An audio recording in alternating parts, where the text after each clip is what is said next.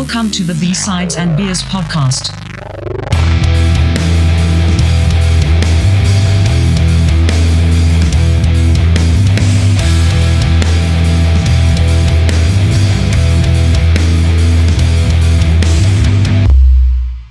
Welcome to B-Sides and Beers, episode 62. Tonight we're talking comedy bands. It's time to laugh again. How's it going? Good. How's it going, man?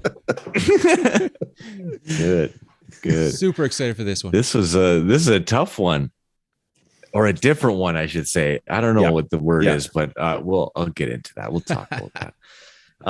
Hey, if you would love to rate this show and review it and share it around, we would love for that to happen. We've been getting more and more listeners, and it's working. So keep doing what you're doing, everybody out there, and share it around. And let's talk some beer before we talk some jokes. Dane, I'm going to kick it over to you. What are you drinking this evening? All right. So I started off with a North Point Brewing Company, and I've got a Cruzy Juice double dry hopped IPA. Wow. It's a strong beer. We got 7% on deck, and these guys are out of North Van. Never heard of them. Me neither. And so, I mean, the can's this nice blue. Yeah. That's what grabbed my eye, and I was like, never heard of these guys before, and I'm gonna give it a shot. So Sweet. And then I kind of followed that train of thought, and I found this Mum beer. I don't know if you guys have ever heard of Mum. No. Where's that from? No. Okay. Pitt Meadows, BC. Oh yeah. Okay. Yeah. This is a Vienna lager. It's called a Foamer's Folly. So I don't know. I've never heard of them. Try before. that out. Yeah. Yeah. Excuse me. Sorry. Oh, bless you. Last one, a Wolf Brewing Co. And I think one of you guys had a Wolf. Yeah, before, I had a Wolf. Yeah, it was good. Did you? Okay. So they're out in Nanaimo. And this is a black and tan. Shoot, what is it? It's a black and tan. It doesn't say anything other than a blend of porter and golden honey ale. Nice. Oh man, I love black and tan. Mike, you remember we go to like Fog and Suds, like even in Sherwood Park, or go to Fog and Suds like in Vancouver, and then you get like the black and tan. I always used to order the black and tan. I went through a phase there that that's so all good. I drank every time I got in there. That's what I'd order. Partly because it sounded cool, but it was also tasty, right? Like, so it's a type of beer, not a clever name then. Yeah, it is. I think that's what it is. Like porter mixed with like a golden beer, and it just like, it's back together, and it's so tasty. But like, it's like I said, it sounds kind of badass when you're like black and tan, please. Yeah, I'm excited.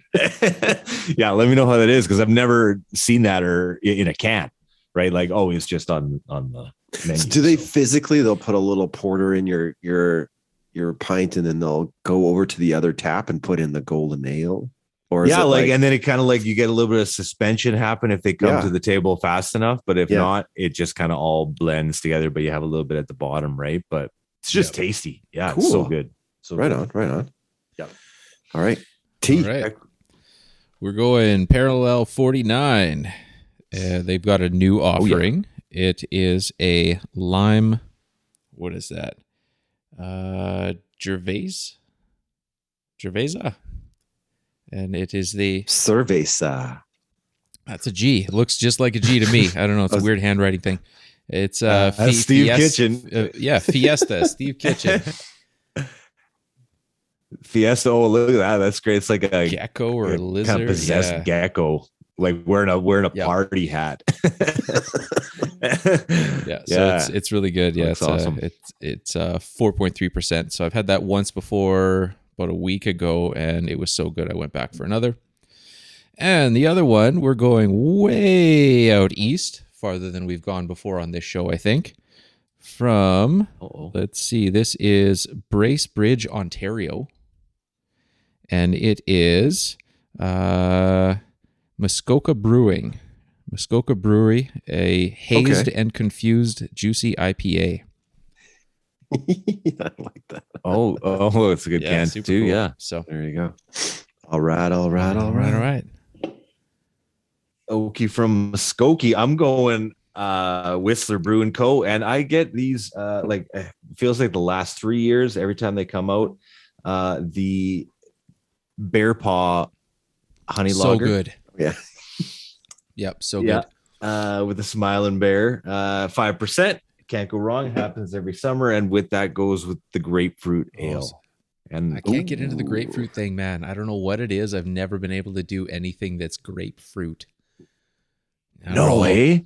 Oh man, Really? I could just drink like straight grapefruit juice. It's so good. Like I love it. Yeah. So when every time that comes around too, it's here. So here's the first one of the season. There we go.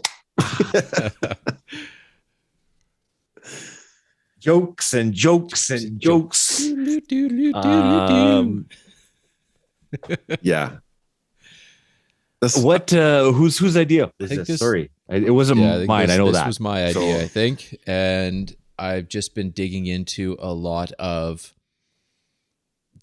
comedy bands. I mean, Richard Cheese, I've got back into pretty hard. We've talked about The Darkness far too many times to not put them into this kind of an episode, and I mean the list just goes on and on with Tenacious D, stuff like that, and it's yeah, dude, you just taken like my no 2 way, out man. of 3. No way, man. No, I'm joking. Yesterday that would have been the truth, but we're good. We're good. And I just figured it was time to laugh a lot, so this just makes sense. Mm-hmm. Yeah, and like I guess there was like part of it was like, do you pick like bands that are funny or like bands that like do joke? You know what I mean? Like you can either be The Darkness or you can be Tenacious D, and I put those in 2 different categories, right? Like The Darkness still feels like they're a real band, right? Like Tenacious D it's more comedy driven, I think, than anything. And correct me if I'm wrong, but like there's kind of like there was a whole bunch of different that you could choose from, right? Like I even thought of Adam Sandler. Like I thought of They're All Gonna Laugh at You, right? Like not a rock or not a, I shouldn't say rock, but not like a music album, but like comedy with original funny songs put in it, right? Not parodies either, right? Stand-up comedian doing something. Yeah, but totally revolutionary at the time. It felt like, Oh like my God, yeah. everybody listened to that. Yeah. Everybody, like felt like it was everywhere. Oh man, yeah.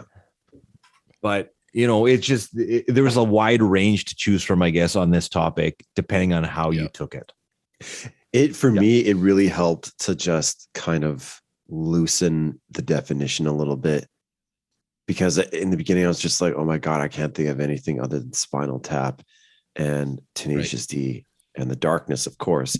But then I started looking at stuff that I listened to before. And then I was also looking at bands that were like super heavy on sarcasm. So I kind of included that as a category as well. Like if they're super sarcastic, okay, maybe not labeled a joke band, but like there is humor in it. It may be dark, but there's humor in it. So I just kind of laxed the rules a little bit and it made things a lot easier. Yeah, man. And I thought of one even when you were just said that right now and added to my list based on that definition. So thanks. Nice. All right.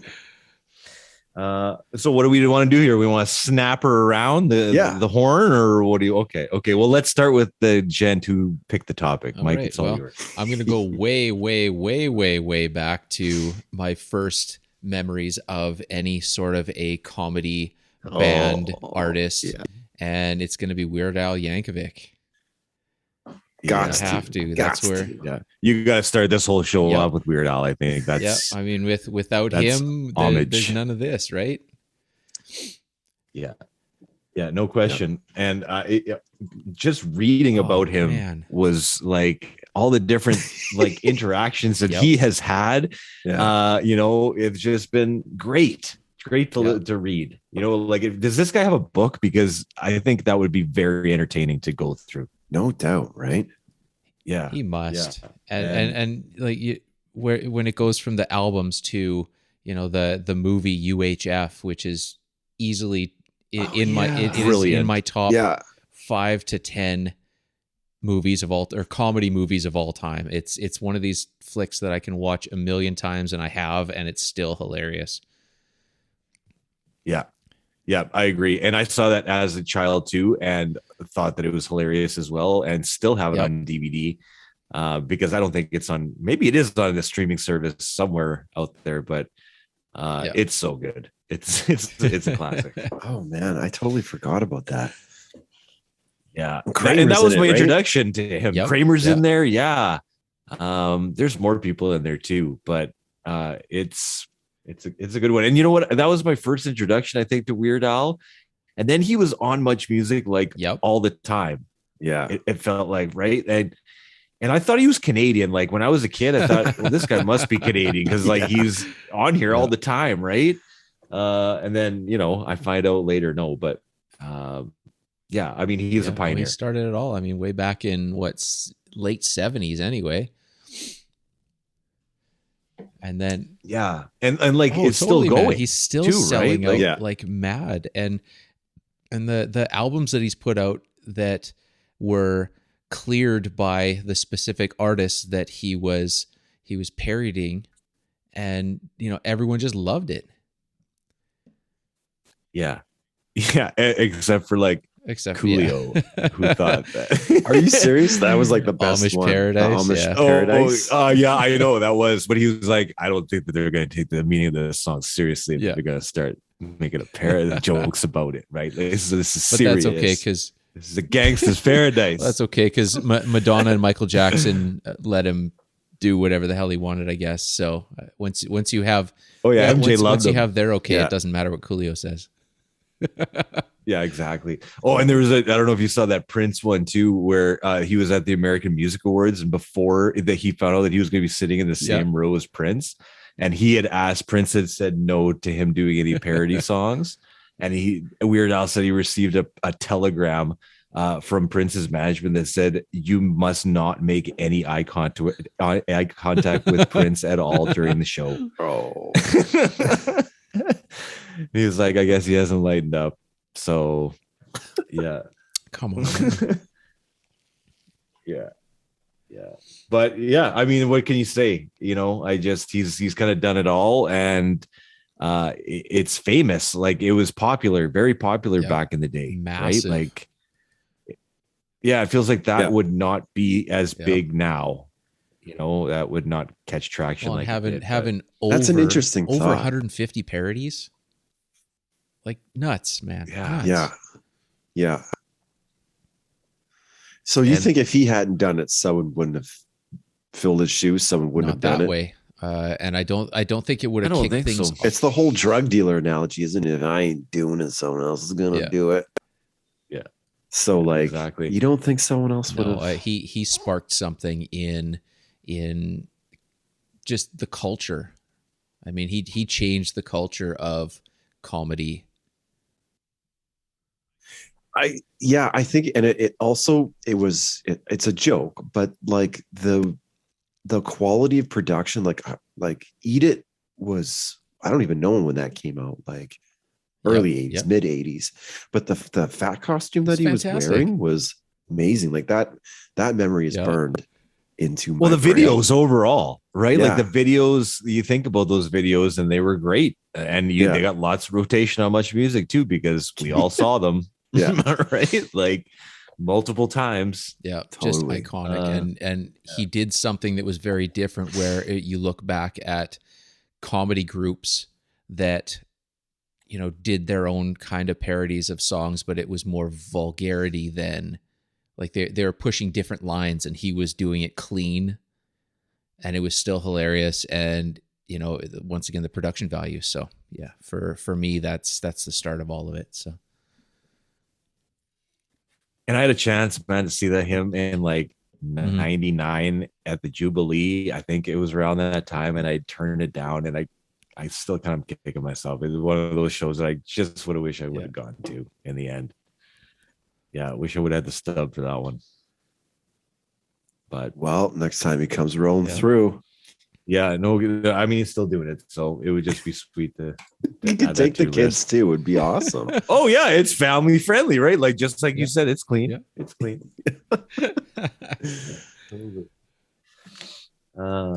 Okay, I'm gonna jump in then. I'm gonna jump over to McLean and Okay. McLean. What is that?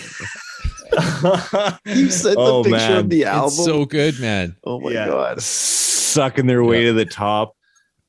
Take the O out of Yep. country. Like Well, that's where it comes back to the last thing I was talking about with a different path where Weird Al was clean and they're full on hilarious vulgarity. Like it's just a different page. and like back in the day, vulgarity too, right? Like 1972, right? Like this is going back to and they're doing parodies as well, right? And you guys probably will know this. And here's another throwback. These guys ended up creating the Champ. Really?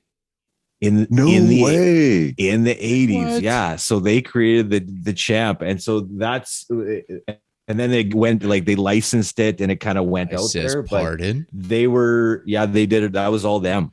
Is that the Yeah. And I lost it. I says Yeah, pardon. yeah. Snap lose it. Yeah, right. Yeah. Wow. That's them too. So they've got all these vulgar albums and like I mean you just have to go down the titles of the albums and the songs. I mean, you get it, right? I mean, you know what it's all about. And they've been kicked out of places and Burton Cummings was working with them and he produced like their second album and did a song with them, and his management tried to get that song to not have his credit on it, so because he didn't think that would be bad press for him to be related to that like whole thing, right? And it eventually just leaked out and found out that Burton Cummings was on this thing, and they were like, "Oh yeah, like he's involved with McLean and McLean." So, Well, I thought that album was solid, but I think the best part of it was the more live, the live recordings of them actually in some pub doing this, or I don't know how big they got. I doubt they got like proper theater size, but oh yeah, man, like they're Juno nominated. So, yeah. Like really? they've been around. Yeah, like they were the majority. They said they played their career at the Commodore Ballroom in Vancouver, but they were based out of Winnipeg. So and started in Nova Scotia, I think. So, anyways, yeah. Everybody can check out the song titles of these and you can get the picture of it, but well worth the listen if you're into vulgar comedy. Totally. And again, 1972, right? Like that's to be vulgar, that vulgar back in 72 was probably not regular and usual. No kidding. Yeah. Even for stand-up comedy, right? Like, yeah, to have something like that vulgar. Like they were asked to leave a tour because of the offensive content of their show too in 1974. So, awesome, right? And Canadian, right? So there you go. I'm throwing the Canadian one up on there too because I don't know if I get any other on here that are Canadian. So cool. There you go. All right. Snap it over this way. Okay, so I'm going to do a quick 3, and I want to ask you guys if you think this is comedy or not. Because I had 3 yesterday, and it was like Tenacious D, The Darkness, and like Spinal Tap. So I kind of loosened my definition of what a joke band is. I'm going to start off with Andrew WK. What do you think? I don't know. I don't think I've put. That's one of those artists where, other than one song, I don't think I've dug into anything, and I don't know why. Like, there's no real reason for it, but so I don't have much to say on him. Everything that I've ever seen that guy do, the majority of the things I've seen him do is in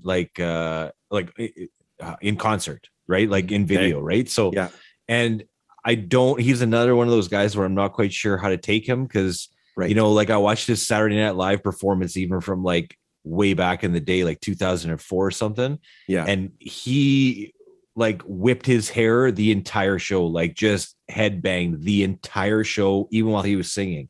Yeah. And I'm like, I don't know if this guy's for real or you know what I mean? It was very entertaining to watch, but again, like, I don't know. Yeah. So, and I've seen him in other settings too. And I'm like, I don't know how to take him. So that's, but I say yes. When it's time to party. We will party hard. Yes. All right. Yeah.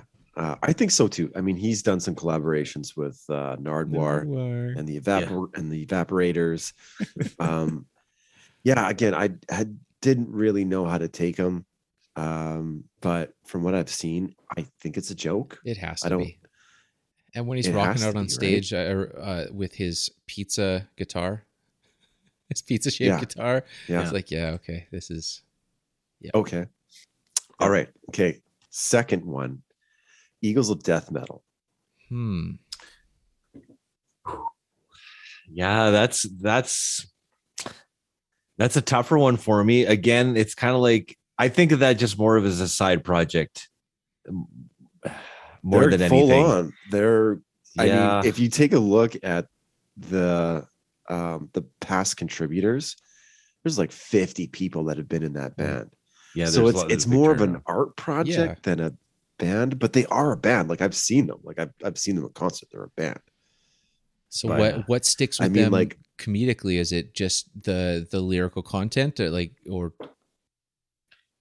are they lyrical content for sure? Like, okay, some of the album names: Peace, Love, Death Metal, Death by Sexy, Heart On, Zipper Down. Like, okay, even the album covers are very they're darkness, kind of like the Darkness covers. They're like a hillbilly or not a hillbilly, but like a rockabilly version of the Darkness. That's a great comparison. Yeah. Okay. Consensus so then, yes, if it's a rockabilly of the version of the Darkness, then I'll say yeah.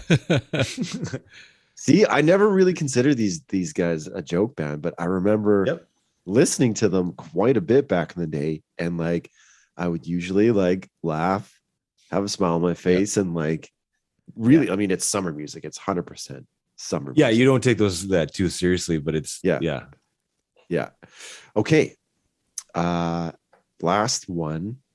And so this is more of a selection of work from like his early days, like maybe the first 2 albums that he released. Eminem. Yes. Yeah. I mean, he's an amazing MC, and you try and dig into his lyrics, and most of it's based on fart jokes and drugs and fart jokes. Dick jokes. Yeah. Just pushing the envelope any way you can. Well, I think that's where things started to change a little bit, right? When he started like, acting and showing how got one shot. Got one shot, mama. One spaghetti. But like some of the like, hey, my name is, like, you watch that video and it's totally ridiculous. It's I mean, maybe funny when we were 19, 20 when it came out. I remember it being like, oh, look at this guy's kind of funny. But then he kind of stuck around and things, he like evolved and whatever. But I totally agree. Even his spin also D12. It's all satirical. It's all just dirty comedy. Yeah. 2 Trailer Park Girls. Well, that's not D12, but on the outside. You know what I mean? Go round the outside. Yeah. So okay. I 100% agree with you. I'll give you that one too. Yeah. So like, just kind of wrapping up this first like whatever round 1. This round 1 for me was like, you know what? Like, does music have to be serious for it to be like, like accomplished music by accomplished musicians? Does it have to be serious, or can there be an element of humor in it, but also take them seriously, right? Like, I take No Effects seriously, and they're fucking joking around all the time. So I think there's a lot more humor than I initially thought. Like, just doing this exercise, I was like, yeah, I think I actually like, I really do it's like a 50-50 split. Like most of the stuff I listen to, even we'll get into it, but there's a lot of metal that is like, I mean, they don't really worship Satan and they don't really like, it's like whatever. It's yeah. It's funny and stuff. you know what? It's funny There's business, you know? It is. And, I even think of like Guns N' Roses as a band that I think of when we go back to, and we all still find a lot of humor in that band, right? Yeah. Like we still find a lot of humor in different areas, but we still respect the band and we still, love so many of their songs. But there's some of those things, and there's a few moments when you're like, this is pretty funny. Like, It's hilarious. It's great. Yeah. But that's what adds to the whole mystique, right? Yeah. But it's interesting. It's to think about what this constitutes as the definition of a joke band or whatever we want to call this, right? Like whatever it is. So okay, round two. Ding ding. Here we go. Ding, Mike, ding. back to you. Okay, well, I'm gonna throw my hat in here on a triple play as well, and I'm gonna go along the lines of metal. Don't worry, I'm not gonna take the one you were thinking of or multiple ones you're thinking of. So the three that I have here is Death Clock. Nice. Death Clock is Nice one. 100% in that comedy vein where it's the lyrics are just so ridiculous and silly, but the rest of the music is so over the top serious and amazing. It's a really cool blend. And the video. The videos too, and the right? show like, and the that one with like the Egyptian one, like the King Tut one, like definitely that's on the list. Death Clock has to be there. Then I'm going Gwar. But nice. I'm going Gwar only for one album, just because this is the one that I spent the most time on, and it feels like the most. It's the purest form of Gwar, because right now they're still putting out albums, but there's no original members anymore, and there hasn't been for years. So the one album that I always go to is Scumdogs of the Universe from 1990, and it's even like it holds up to today. Every song is great. All the lyrics are solid and funny, and musicianship. Like you said, can it still be good music? And definitely 100% with that one. And the last one I have is, do you remember Green Jelly? Man. Little pig, let me in. Yes. Right. So Green Jelly is the other one that's been stuck in my everything for years, man. And doing some digging on this, I remember that Maynard James Keenan and Danny Carey had stints in this band. Yeah, what? like right early on. So I mean, what a cool thing, man. Like pre-Tool? This would have been around the same timeline. This was same time. Well, 90 to 93 roughly. Yeah, Opiate must have been out by 90 to 93. Danny Carey was on drums from 89 to 94. Yeah. Wow. So, and Maynard James Keenan was 90 to 93. So just to... Holy cow. I had no idea. So that's another one that has been burned in my brain forever. Way back 92. kind of a setup. So... Totally. I think I talked about it, man. That's the on Maximum Carnage on the Super Nintendo game with Spider-Man and Carnage. That's the opening song. The opening song is Mob Rules by Green Jelly. Yeah. Oh, it's right. Yep. Yeah, that's good one. Good three, man. Those are nice. Definitely beauty. All of them. Now, I don't want to upstage you guys by any means because I'm going to do a four-banger. No, keep it threes. Let's do threes. I'm gonna, Come on, man, because then gonna Dane's got to do a I'm only doing five, and then I got to do a four-banger. 6, and then we're done. Packed with content, man. ladies and gentlemen.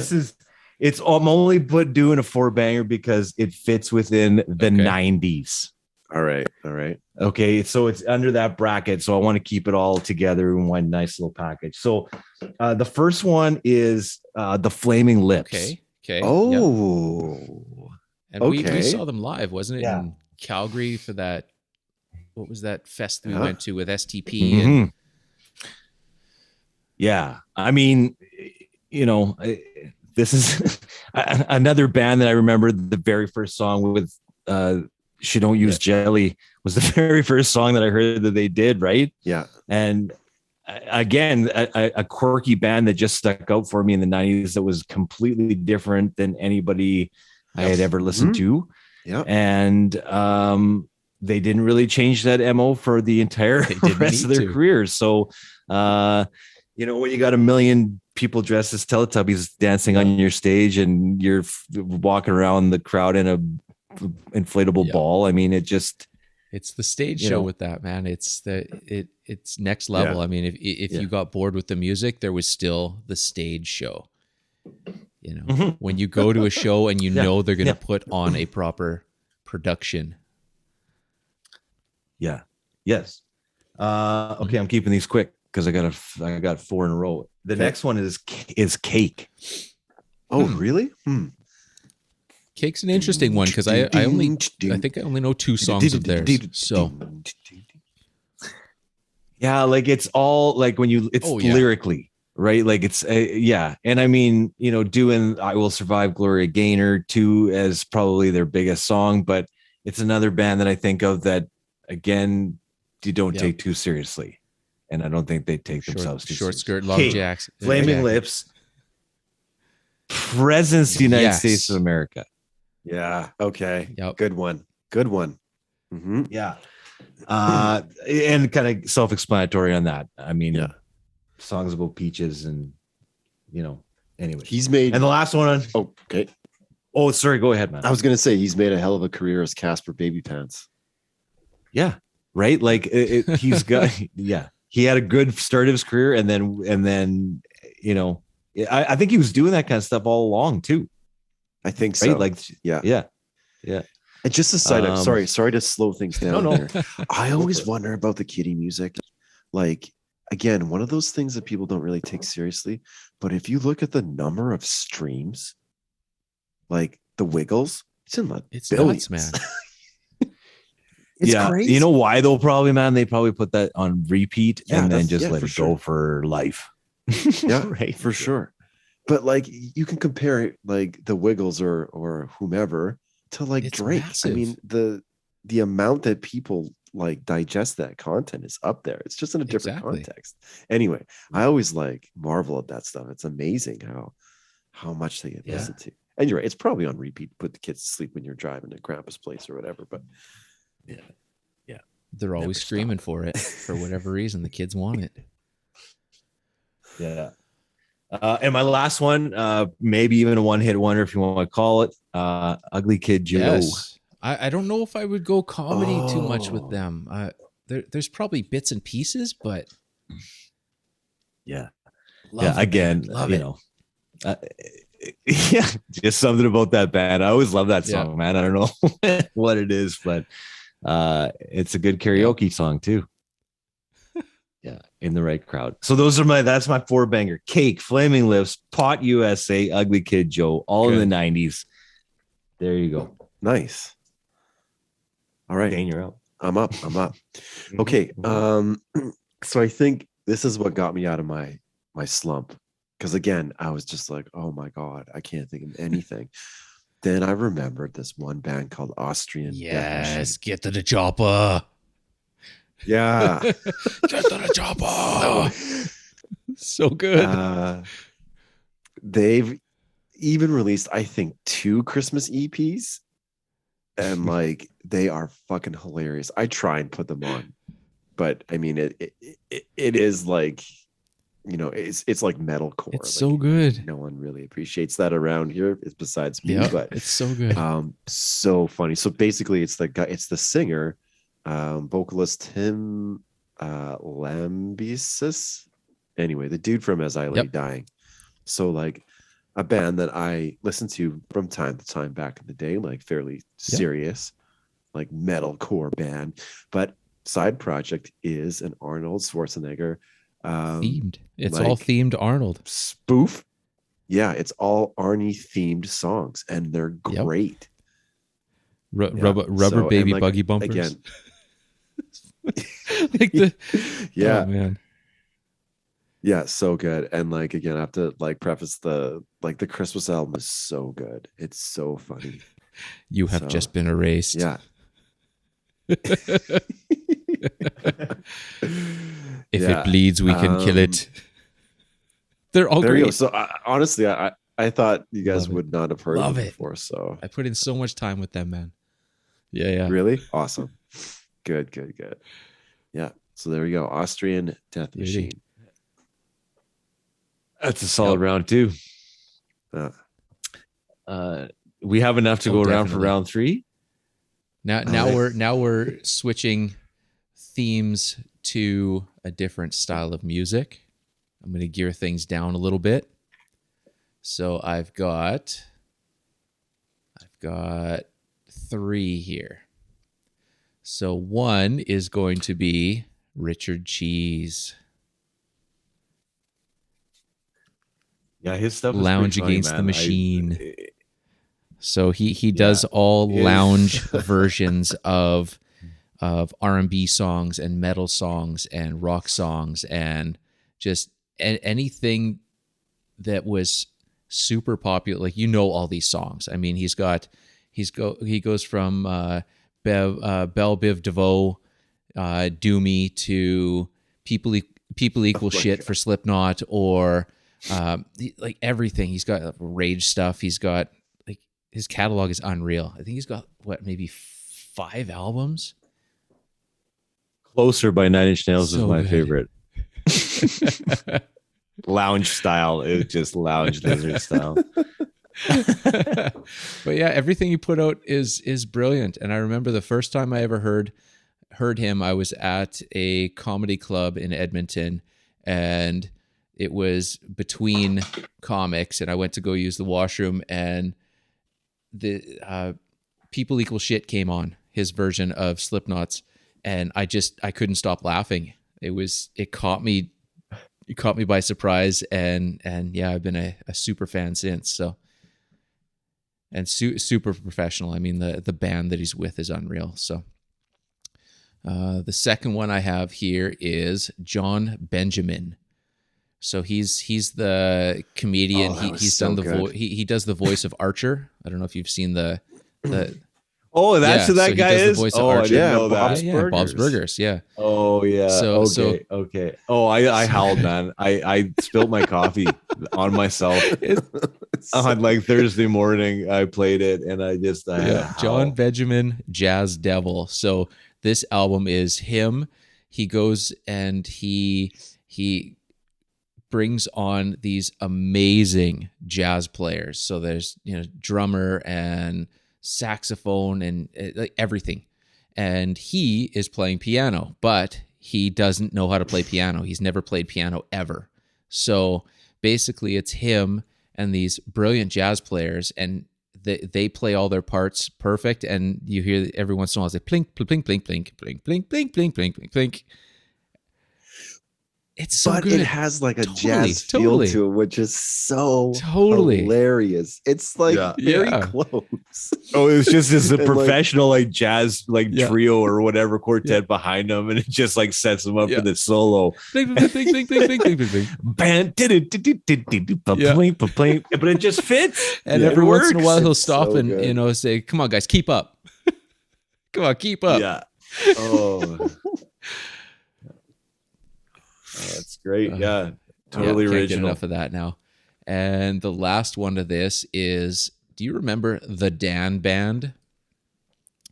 The Dan Band. So he had, he's most famously known, I guess, from Old School, the movie Old School with Will Ferrell, and what was the other one? The Hangover. Oh, yeah. that guy. So that's the other guy that's been The wedding singer guy at the end of Old School. He does one of the big ones was Candy Shop, his 50 Cent version, or Total Eclipse of the Heart is every time that song comes on the radio. I can't sing or listen to the real song without singing this version. It's like the original doesn't exist anymore. Yeah, it needs to go back, and they need to redo that. Put that in there. So that's what I got for that. Yeah. Nice. I got 3 to end her off for my list, and it is another Canadian group or duo, and I'm gonna go with Bob and Doug McKenzie. The Bob and Doug McKenzie album, man. Yeah, another one that I listened to a lot when I was a kid. Take Off. And Take Off to the Great White North with Geddy Lee, and just as a comedy album, and all the different songs and different. I just remember kind of being blown away by it when I was a kid. I thought it was hilarious. It's still funny, man. It's still funny. It is because I remember watching all their shows on SCTV. All their skits for SCTV, which is basically the Canadian version of Saturday Night Live at the time, way back in 80, whatever it is, 85 or 80, I don't know, or mid 80s anyway. And did you hear what happened to Rick Moranis lately? No.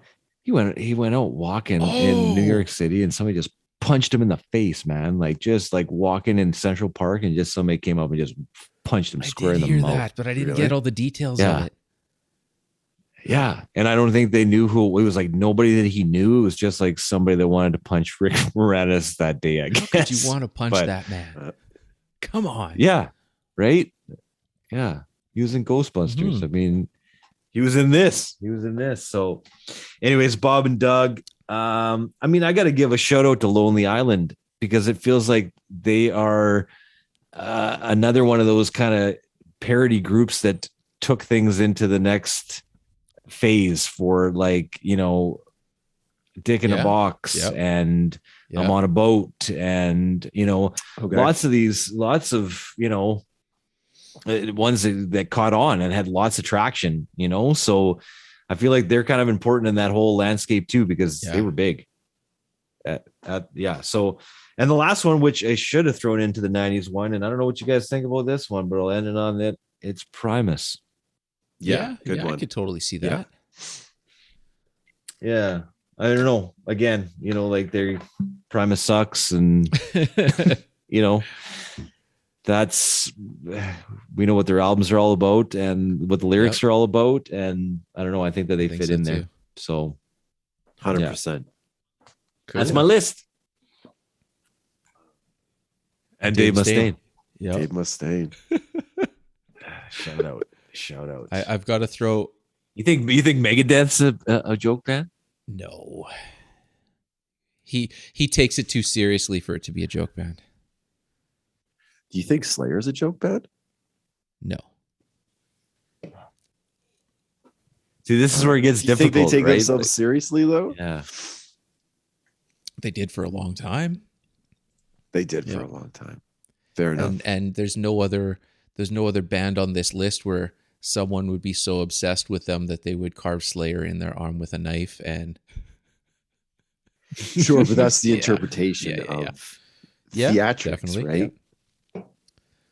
Yeah. But I mean, theatrics doesn't necessarily mean it's funny. But I don't know, Dave Mustaine. Who knows? He just seems like he takes everything way too serious. Way too seriously. I mean, it's funny for us, but not for him. For him. Yeah. Not for him. All right. We want you guys to subscribe, share, and review this podcast. Keep it going. Keep it strong, because we're having a great time entertaining you guys with B-Sides and Beers podcast.